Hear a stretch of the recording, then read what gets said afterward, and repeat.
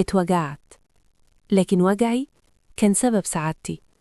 أيوة اتوجعت، وجع عمري ما كنت متخيلة إني هقدر استحمله، بس الغريب إن الوجع ده نفسه كان السبب في فرحتي بعد كده. يمكن الكلام ده يبان متناقض، بس هي دي الحقيقة. ولو حابين تعرفوا إزاي، تعالوا اسمعوا حكايتي من أولها، من طقطق لسلام عليكم. أنا اسمي ندى، عندي 25 سنة، خريجة آداب قسم تاريخ. اتخرجت واتجوزت.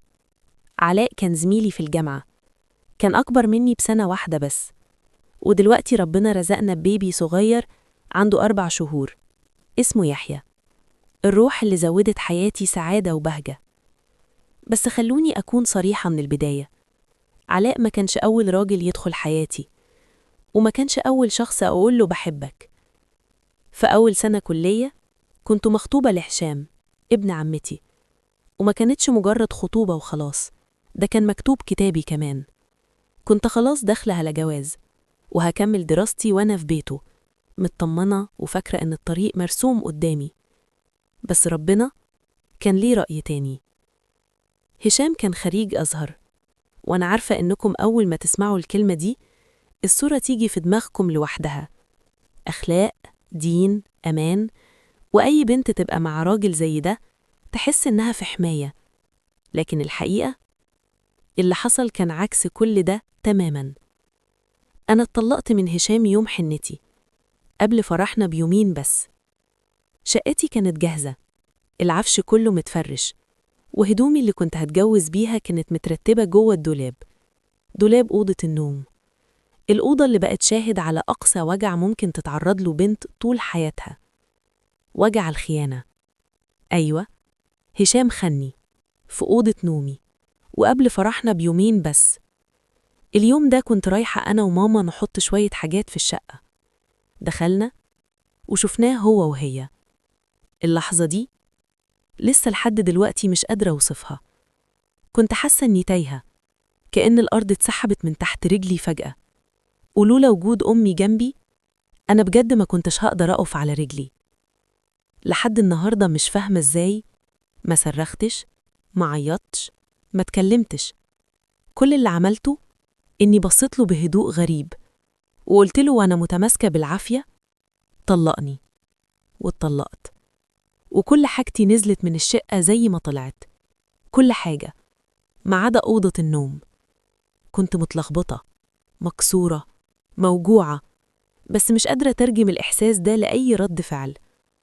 أهلي كانوا سندي الحقيقي، احتووني، شالوني، وقفوا جنبي من غير سؤال ولا لوم، ولولاهم ممكن كنت أضيع فعلا.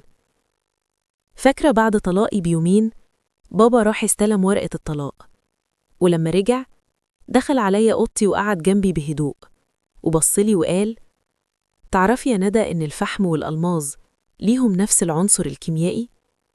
ضحكت وقتها وقلت له: انت عارف يا بابا إني ماليش في الكيمياء. ابتسم وقال: وأنا مش قصدي أشرح لك كيمياء، أنا قصدي إن الاتنين طالعين من نفس البيئة واتحطوا تحت نفس الضغوط، لكن رغم ده كل واحد فيهم اختار يكون إيه، وشكله يبقى إيه، وقيمته تبقى إيه. كلام بابا فضل بيرن في ودني كتير قوي بعد اليوم ده.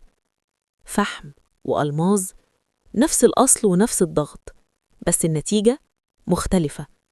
وساعتها فهمت إن الوجع لوحده مش بيكسر، الوجع بيكشف. عدت شهور وأنا تحاول ألم نفسي، أرجع ثقتي فيا وفي الدنيا وفي الناس. رجعت الكلية وأنا شايلة لقب مطلقة قبل ما أشيل شهادة التخرج. شفت في عيون كل اللي حواليا نظرات، همسات، شفقة زيادة عن اللزوم. بس أنا قررت ما بقاش الضحية اللي الناس بتحب تحكيها. وفي آخر سنة كلية ظهر علاء. ما كانش فارس أحلام ولا بطل رواية، كان بسيط، واضح، ضحكته صادقة وكلامه قليل بس فعله كتير. كان بيسمعني من غير ما يقطعني أو يقلل من كلامي، ويحترم وجعي من غير ما يحاول يستغله أو يسخر منه. عرف حكايتي كلها، ما خافش من طلاقي ولا كسرتي ولا خوفي. قال لي جملة عمري ما انساها: أنا مش جاي أصلحك، أنتي مش مكسورة، أنتي اتوجعتي بس. ساعتها حسيت إن أخيراً لقيت حد يحس بيا ويفهمني. واتجوزنا من غير استعراض، من غير ما أرجع أبني قصور في خيالي. بنيت بيت على هدوء، على أمان، على احترام.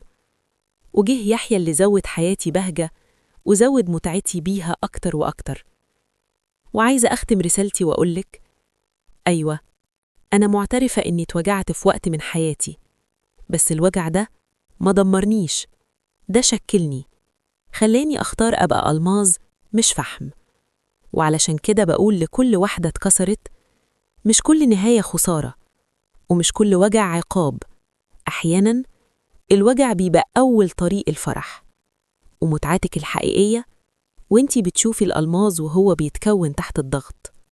خلينا أقول لندى ولكل بنت شالت فوق قلبها حمل تقيل: افتكري دايماً إن الضغط مش لعنة، الضغط امتحان.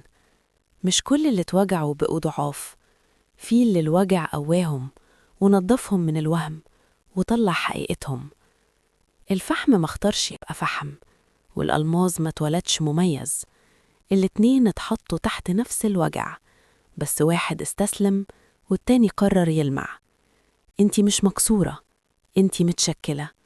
مش ضحية، انتي ناجية. ومش أي ناجية، ناجية طلعت من النار وهي أقوى. لو الدنيا قفلت، ولو الناس حكمت، ولو الخذلان وجعك لحد آخر النفس، افتكري الألماظ ما بيطلعش غير من قلب الضغط. خلي وجعك شاهد على قوتك، مش وصمة على قلبك. وخلي كسرتك شهادة ميلاد جديدة، مش شهادة وفاة.